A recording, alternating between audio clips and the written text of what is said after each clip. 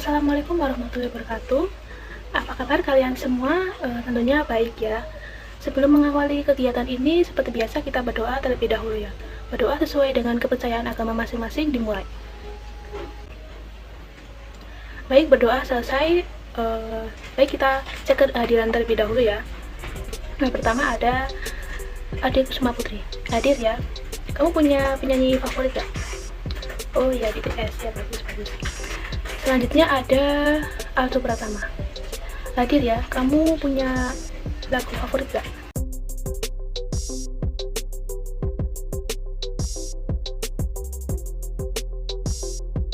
Lalu ada Zirli Ka Indonesia. Hadir ya, kamu suka baca buku?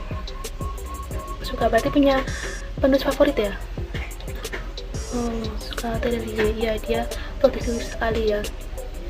Baik, alhamdulillah semua hadir. Jadi pada pertemuan ini kita akan bahas mengenai teks biografi. Mengapa ya kita harus membahas teks biografi? Berikut kompetensi yang akan dicapai.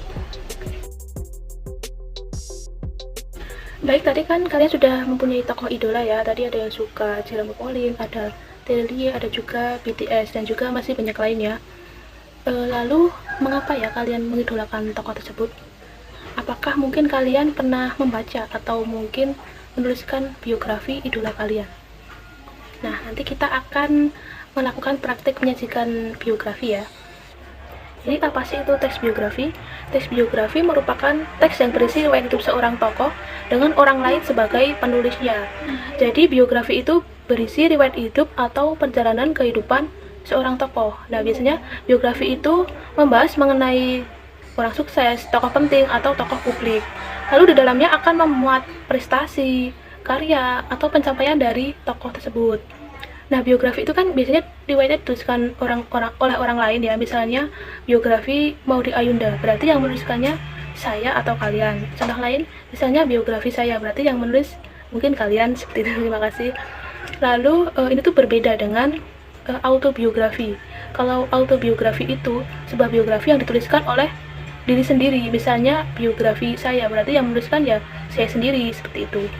Kemudian untuk teks biografi ini tentu ada strukturnya ya, tidak bisa asal-asalan.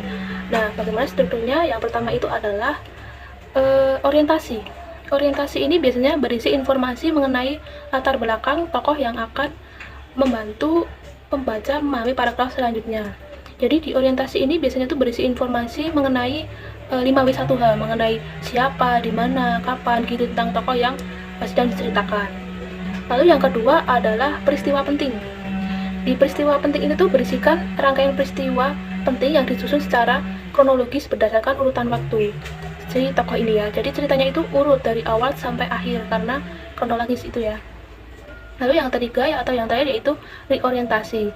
Sebagai penutup biografi berupa akhir perjalanan hidup penting atau simpulan atau juga evaluasi. Jadi misal kita bisa menyimpulkan apa sih informasi penting yang dimiliki tokoh, atau apa sih hal yang bisa kita teladani dari tokoh tersebut, seperti itu. Nah, sampai di sini masih paham ya? Apakah ada yang mau ditanyakan? Jika tidak ada, kita lanjut ya. Dari biografi ini tuh ada yang berupa teks, ada juga yang berupa buku. Untuk yang berupa teks, kalian bisa lihat ya di buku kalian. Di situ ada beberapa contoh, ada B.J. Habibie, ada Jorsa. Siapa ya itu Jorsa? Coba nanti kalian baca ya. Kemudian ada juga yang berupa buku, misalnya buku Chairul Tanjung Si Anak Singkong. Kalian pasti pernah mendengar buku ini ya. Sini ada gambarnya juga. Jadi buku ini tuh berisi tentang riwayat hidup tokoh si Chairul Tanjung, seperti itu. Lalu kemudian ternyata tuh biografi ada yang berupa fiksi dan non fiksi. Kalian pasti bertanya ya, kenapa bisa fiksi ya? Bukankah riwayat hidup itu harusnya sesuai fakta gitu kan ya? Jadi gini, kadang biografi itu menyesuaikan penulisnya. Kalau penulisnya ingin mengungkapkan mungkin dengan nama samaran atau menyisipkan kejadian fiktif, itu tuh boleh-boleh saja. Tapi intinya tetap membahas mengenai perjalanan hidupnya. Contohnya itu novel Meridiana, Mimpi Sejuta Dolar. Itu kan terdapat sisipan-sisipan kejadian fiktif ya, tapi itu intinya juga membahas mengenai perjalanan hidup si Meridiana, seperti itu. Selanjutnya kita akan membahas mengenai ciri kebahasaan dari teks biografi. Apa sih yang menjadi ciri kebahasaan teks biografi? Yang pertama adalah pronomina atau kata ganti orang. Jadi dalam teks biografi itu kan kita akan membahas satu tokoh ya, tidak mungkin kita menyebutkan namanya itu secara berulang kali. Misal tentang Maudy Ayunda.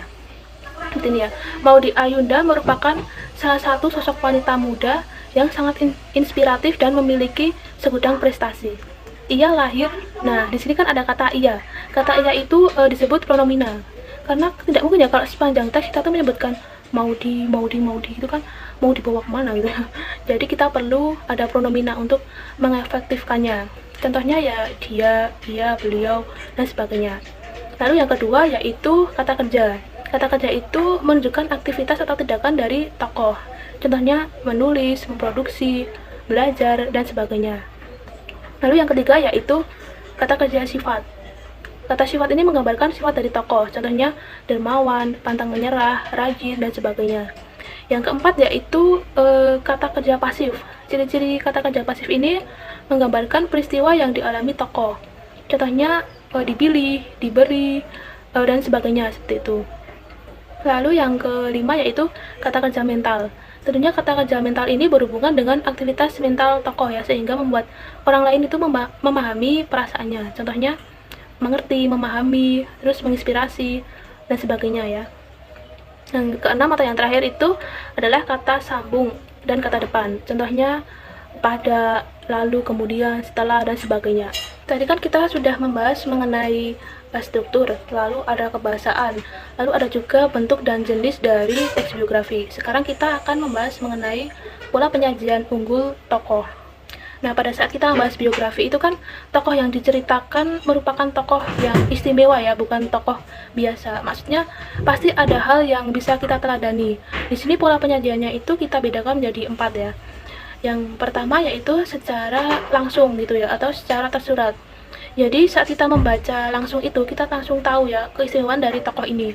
Misalnya gini, ia dikenal sebagai sang jenius dari Papua. Nah itu kan jelas sekali ya, tokoh ini tuh orang yang jenius seperti itu.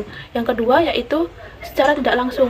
Di sini karakter unggul tokoh itu dituliskan dari tindakan yang diambil tokoh, atau kita tuh butuh analisis dulu untuk menyimpulkan. Misalnya gini, Tangi sedih menjadi haru ketika menduduki peringkat 8 dari 60.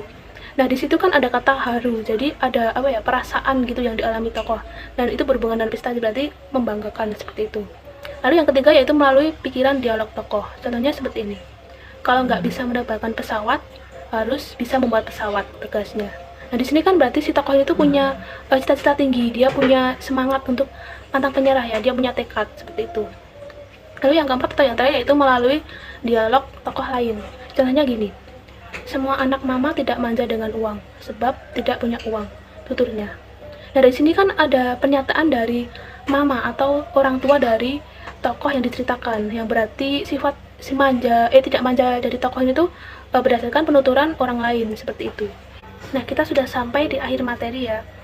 Apakah ada materi yang belum jelas atau mungkin ingin ditanyakan? Ya sepertinya tidak ada. Jadi dari mempelajari teks biografi ini kita tentu akan memperoleh manfaat ya. Dengan membaca teks biografi kita akan memiliki motivasi dan mendapat inspirasi dari tokoh atau orang lain seperti itu. Jadi membaca teks biografi kita juga bisa mengetahui bagaimana kesuksesan itu bisa dicapai seperti itu. Nah untuk itu setelah ini kalian silahkan menyusun teks biografi ya tokoh idola kalian. Tokohnya bebas, boleh pahlawan, artis, musisi, atau mungkin bintang drama Korea, terserah, bebas siapa saja asalkan penyusunannya nanti sesuai dengan ketentuan yang sudah dijelaskan tadi. Kemudian untuk pertemuan selanjutnya kita bahas bersama ya dengan menyajikan hasil teks biografi yang sudah dibuat tadi, dijelaskan secara lisan. Seperti itu ya tugasnya. Jadi itu tadi pembahasan mengenai teks biografi.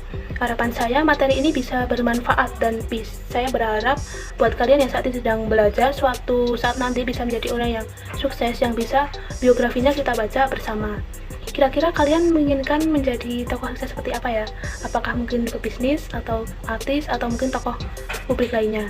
Yang pasti jika ingin menjadi seorang sukses itu bisa dimulai dari berusaha dan belajar dari sekarang. Nah, yuk kita temukan tipe belajar yang cocok untuk diri kita sendiri melalui platform Akpintar. Nah, di sini tuh kita bisa tahu tipe belajar yang sesuai dengan kebutuhan diri sendiri. Apakah kita tipe belajar yang visual, audiovisual, atau yang lainnya. Nah, tentunya ini akan sangat membantu proses belajar kita ya.